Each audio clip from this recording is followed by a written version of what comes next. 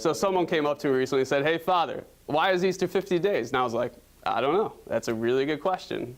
When I thought about it more and more, I thought, Church in her wisdom has us stop for 50 days after Easter Day to celebrate the resurrection.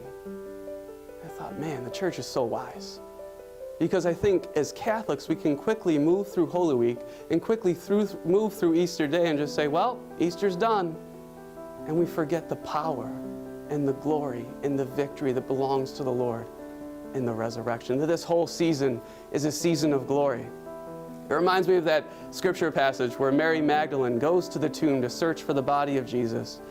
And she can't find him there, and she's just overcome with grief. She's overcome with the pain of the memory of Holy Week, watching her Lord go through his passion and his death because she stood at the foot of the cross. That's all she was holding on to, was his passion and death. And she's so overcome with grief that the Lord appears right there in his risen body, in his risen form, and she confuses him for a gardener because her grief is so intense, she can't see her Lord right in front of her. That's why we celebrate Easter for 50 days. It's because the Lord is inviting us to move away from our grief and our pain and to lift up our eyes to the Lord who is risen, to lift up our eyes to the Lord who is victorious, who has already conquered that with which you struggle with. Pope Francis said sometimes as Catholics we get caught licking our wounds.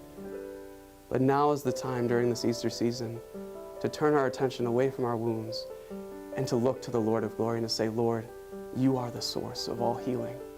Lord, you are the one who has conquered all things.